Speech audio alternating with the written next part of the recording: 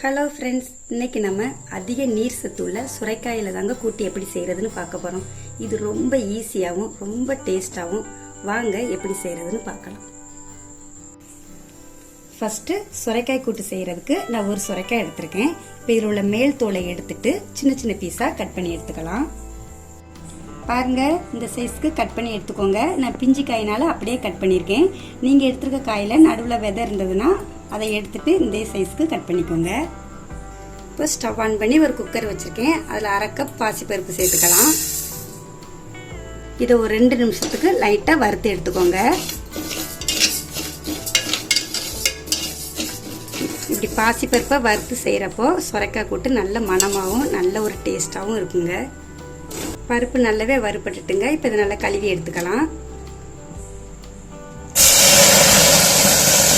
பருப்பை நல்லா கழுவி எடுத்தாச்சுங்க. இப்போ இந்த பருப்பு மூழ்கிற அளவுக்கு கொஞ்சம் தண்ணி ஊற்றிக்கலாம். அதிகமாக தண்ணி ஊற்றிக்க வேண்டாம், ஏன்னா சுரைக்காயிலிருந்துமே நல்லா தண்ணி ஊறி வருங்க. இப்போ இது கூடவே 2 பச்சை மிளகாவை 2ஆக கட் பண்ணி வச்சுருக்கேன், அதையும் போட்டுக்கலாம்.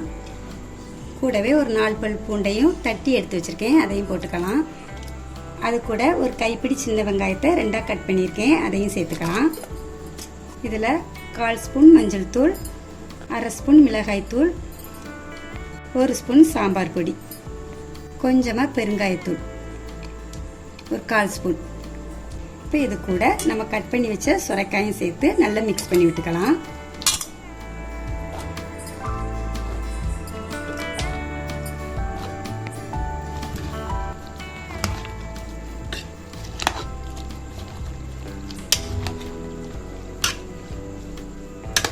இப்போ இதுக்கு தேவையான அளவுக்கு உப்பு சேர்த்து ஒரு விசில் விட்டு வேக வச்சு எடுத்துக்குவோம்.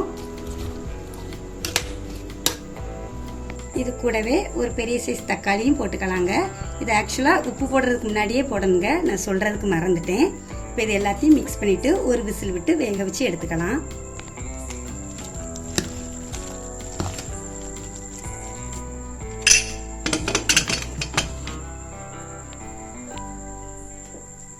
அவ்வளோதாங்க, ஒரு விசில் விட்டு வேக வச்சு எடுத்தாச்சு.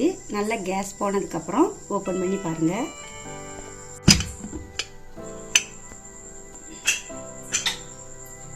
பாருங்க, நல்லா வெந்து வந்திருக்குது. இப்போ இதை லைட்டாக அப்படியே மிக்ஸ் பண்ணி விட்டுக்கலாம்.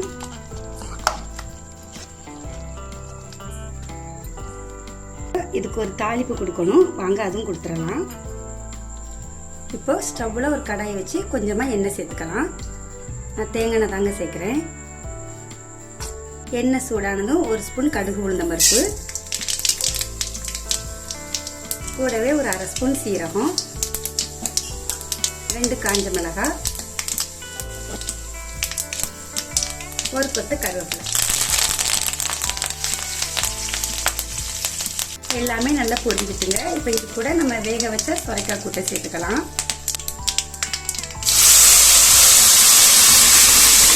இப்போ இதை நல்லா மிக்ஸ் பண்ணி விட்டு நல்லா ஒரு கொதி வரட்டும். நான் சின்ன வெங்காயம் போட்டேன், நீங்கள் அதுக்கு பதிலாக பெரிய வெங்காயம் போடுறதா இருந்தால் 1 சேர்த்துக்கோங்க. தக்காளி சின்ன சைஸாக இருந்தால் 2 தக்காளி போட்டுக்கோங்க.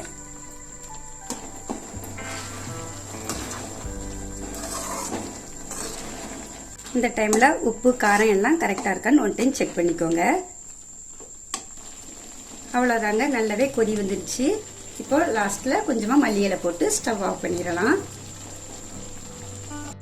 இந்த சுரைக்காய் கூட்டு வெறும் சாதத்தில் விரசி சாப்பிட அட்டகாசமாக இருக்குங்க. ரச சாதம், புளிக்குழம்பு, தயிர் சாதம் எதுக்குனாலுமே வச்சு சாப்பிடலாம். இந்த சுரைக்காயில் நீர் சத்து அதிகமாக இருக்கிறதுனால இது உடம்புக்குமே ரொம்ப நல்லதுங்க. முக்கியமாக டெலிவரி ஆனவங்க, கன்சீவ் ஆனவங்க இதை சாப்பிட்டு வந்தால் ரொம்பவே நல்லது. நீங்களும் இந்த சுரைக்காய் கூட்டை கண்டிப்பாக உங்கள் வீட்டில் செஞ்சு பாருங்கள். இதே மாதிரி நிறைய வீடியோஸ்க்கு நம்ம வீட்டு சாப்பாடு சேனலை மறக்காமல் சப்ஸ்கிரைப் பண்ணிக்கோங்க. நன்றி.